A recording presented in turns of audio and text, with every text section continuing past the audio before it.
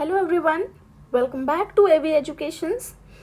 One video one concept series में आज हम लोग एक ऐसा कॉन्सेप्ट डिस्कस करने वाले हैं जिससे हर एक एग्ज़ाम में एक या दो क्वेश्चंस आते ही आते हैं, चाहे वो आपका यूजीसी नेट जेआरएफ का एग्ज़ाम हो या फिर असिस्टेंट प्रोफेसर का एग्ज़ाम हो। ठीक है, तो ऐसा कॉन्सेप्ट बहुत ही इम्पॉर्टेंट है और ये कॉन्सेप्ट है आपका मैनेजमेंट का फंक्शनल फोरमैनशिप। सबने पढ़ा है, ठीक है। तो आज हम लोग इसी कॉन्सेप्ट को डिस्कस करने वाले हैं। तो सबसे पहले देखते हैं कि फंक्शनल फोरमैनशिप होता क्या है। देखो, ये एक साइंटिफिक मैनेजमेंट की टेक्निक है। इसकी साइंटिफिक मैनेजमेंट की टेक्निक है। साइंटिफिक मैनेजमेंट क्या होता है कि जब हम साइंटिफिक टेक्निक्स को मैनेजमेंट में अप्लाई करते हैं तो वही हमारा साइंटिफिक मैनेजमेंट होता है। इसकी कई सारी टेक्निक्स हैं, उसी में से एक है आपकी फंक्शनल फोरमैनशिप। ये दी थी F.W. टेलर ने, फ्रेडरिक विंस्लो टेलर इनका फुल नेम था। इन्होंने दी थी ये टेक्निक फंक्शनल फोरमैनशिप। और ये जो आपका एक प्रिंसिपल है डिवीजन ऑफ वर्क या डिवीजन ऑफ लेबर, उसी का एक एक्सटेंडेड फॉर्म है, उसी को थोड़ा सा एक्सटेंड किया गया है, एक्सटेंशन है।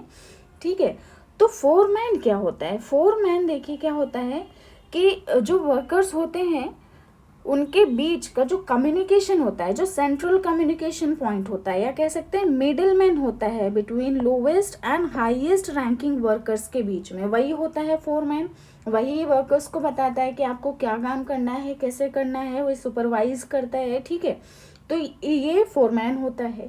तो फंक्शनल फोरमैनशिप में का कॉन्सेप्ट क्या है, तो F.W. टेलर ने एक स्टडी की थी। उन्होंने ये सजेस्ट किया था कि जो काम है, कोई भी काम है, वो एक इंसान हर एक काम को अच्छे से नहीं कर सकता। ठीक है, तो उसके लिए कुछ एक्सपर्ट्स चाहिए होंगे। तो F.W. टेलर ने क्या सजेस्ट किया था कि अगर आपको काम अच्छे से करना है तो सबसे पहले क्या करना होगा कि फैक्ट्री को डिवाइड कर दीजिए 2 डिपार्टमेंट्स में। Division of factory into 2 departments. कौन कौन से डिपार्टमेंट होंगे वो, प्लानिंग एंड प्रोडक्शन डिपार्टमेंट। इन दोनों को अलग अलग कर दीजिए। ऐसा क्यों कहा था कि जो वर्कर्स हैं वो प्लानिंग के बर्डन से फ्री हो जाएं। ठीक है, free from burden of planning, कि वर्कर्स को प्लानिंग ना करनी पड़े। भाई जो दिमाग वाला काम है, जो प्लानिंग वाला काम है, वो दूसरे लोग करें और जो प्रोडक्शन वाला काम है वो दूसरे लोग करें। तो इस तरीके से क्या होगा कि प्लानिंग वालों को सिर्फ अपना दिमाग चलाना है, वो प्रोडक्शन में इंटरफेयर नहीं करेंगे। और प्रोडक्शन वाले क्या करेंगे, सिर्फ अपने काम पे, अपने वर्क पे फोकस कर पाएंगे, उन्हें प्लानिंग का कोई भी बर्डन नहीं होगा। और इन्होंने क्या सजेस्ट किया कि अगर आपको स्पेशलाइजेशन और इफिशिएंसी चाहिए प्रोडक्टिविटी में, तो क्या करना होगा, हर डिपार्टमेंट में कुछ फंक्शनल एक्सपर्ट्स होने चाहिए। कि जो डिपार्टमेंट है आपका प्लानिंग और प्रोडक्शन डिपार्टमेंट, इन दोनों ही डिपार्टमेंट में कुछ एक्सपर्ट्स अपॉइंट करिए, कुछ एक्सपर्ट्स होने चाहिए। कितने होने चाहिए, तो इन्होंने क्या कहा कि एक फोरमैन, कोई एक इंसान हर एक एस्पेक्ट में एक्सपर्ट नहीं हो सकता। भाई ये तो ज़रूरी नहीं कि आपको फाइनेंस भी आता हो। ठीक है, आप फाइनेंस में भी एक्सपर्ट हों, आप मार्केटिंग में भी एक्सपर्ट हों, आप प्रोडक्शन में भी एक्सपर्ट हों, प्लानिंग में भी एक्सपर्ट हों। तो ये बहुत ही डिफ़िकल्ट सिचुएशन हो जाती है कि एक इंसान में सारी खूबियाँ मिलना। तो उन्होंने क्या कहा कि एक फोरमैन ज़रूरी नहीं है कि वो हर एस्पेक्ट में अपना एक्सपर्ट हो। तो इसीलिए कम से कम मिनिमम 8 फंक्शनल एक्सपर्ट होने चाहिए। कितने होने चाहिए, मिनिमम 8 एक्सपर्ट्स होने चाहिए। और वो भी 4 अंडर ईच डिपार्टमेंट, यानी कि आपका जो प्लानिंग और प्रोडक्शन डिपार्टमेंट है, इन दोनों में 4 एक्सपर्ट्स होने चाहिए।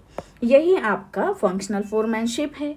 तब उसमें कौन कौन से एक्सपर्ट होते हैं ये एक बार देख लेते हैं। इन्होंने क्या कहा कि फैक्ट्री को 2 पार्ट्स में डिवाइड करना है, एक हो गया प्लानिंग डिपार्टमेंट और एक हो गया प्रोडक्शन डिपार्टमेंट। प्लानिंग डिपार्टमेंट में 4 एक्सपर्ट्स और प्रोडक्शन डिपार्टमेंट में 4 एक्सपर्ट्स। अब प्लानिंग में कौन कौन से हैं, instruction card clerk, instruction card clerk, root clerk, time and cost clerk और डिसिप्लिनेरियन। इन चारों का काम अलग अलग है, सब अपनी अपनी फील्ड में एक्सपर्ट होंगे, ठीक है। यहाँ पे यही कहा गया है कि आप हर एक डिपार्टमेंट में 4 एक्सपर्ट अपॉइंट करिए और ये अपनी अपनी फील्ड के एक्सपर्ट होंगे। इनको इसके काम से कोई लेना देना नहीं, इनको इसके काम से नहीं, ये अपना अपना काम करेंगे, अपनी फील्ड में स्पेशलाइज्ड होंगे। तो इंस्ट्रक्शन कार्ड क्लर्क का क्या काम होता है? अब जैसे नाम से ही पता चल रहा है, इंस्ट्रक्शन कार्ड क्लर्क क्या करेगा?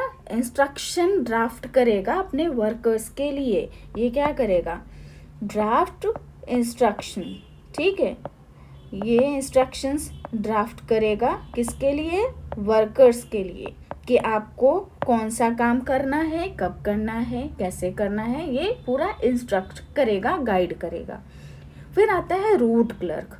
रूट क्लर्क क्या करेगा? ये वर्कर्स को गाइड करेगा, स्पेसिफाई करेगा कि route, to specify the route for the production, कि आपको जो प्रोडक्शन करना है वो किस रूट से होके जाएगा, यानी कि आपको पहले क्या करना है, फिर क्या करना है, ये पूरा क्या कहते हैं प्रोसेस, ये डिफाइन करेगा कि वो जो प्रोडक्शन का रूट होगा वो क्या होगा, इसको लेके वो वर्कर को गाइड करेगा।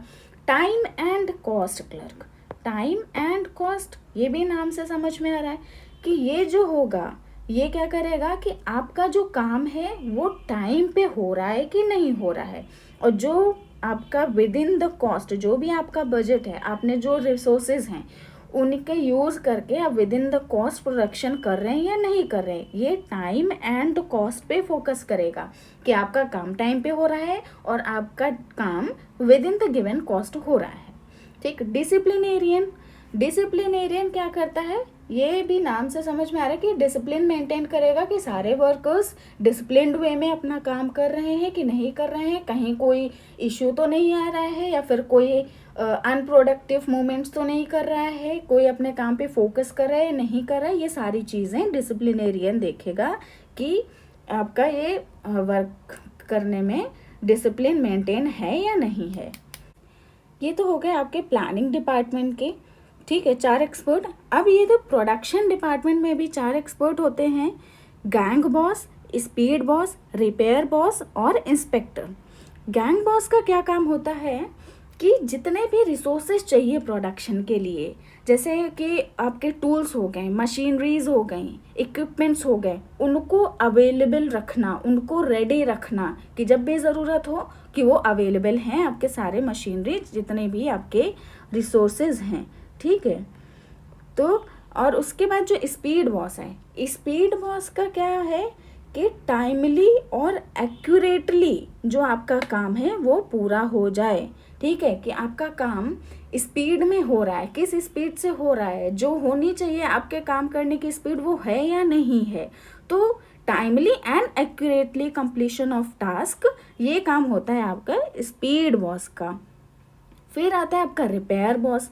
ये भी नाम से क्लियर है कि अगर आपके जो मशीनरी हैं उनमें कोई खराबी आ रही है तो वो तुरंत रिपेयर हो जाए, यानी कि जो भी टूल्स हैं वो आपके क्या हैं, वर्किंग कंडीशंस में हमेशा रहें, और अगर कोई प्रॉब्लम आ रही है तो तुरंत रिपेयरिंग हो जाए। तो ये रिपेयर बॉस का काम हो गया। और अब आता है लास्ट में इंस्पेक्टर। इंस्पेक्टर जैसे वो क्या करता है, क्वालिटी चेक करता है। इंस्पेक्टर क्या करता है, क्वालिटी चेक करता है कि आप जो काम कर रहे हैं वो स्टैंडर्ड क्वालिटी का है या नहीं, जो क्वालिटी हमने डिसाइड की है उसी क्वालिटी का प्रोडक्ट बन रहा है या नहीं बन रहा है। तो ये हो गया आपका फंक्शनल फोरमैनशिप।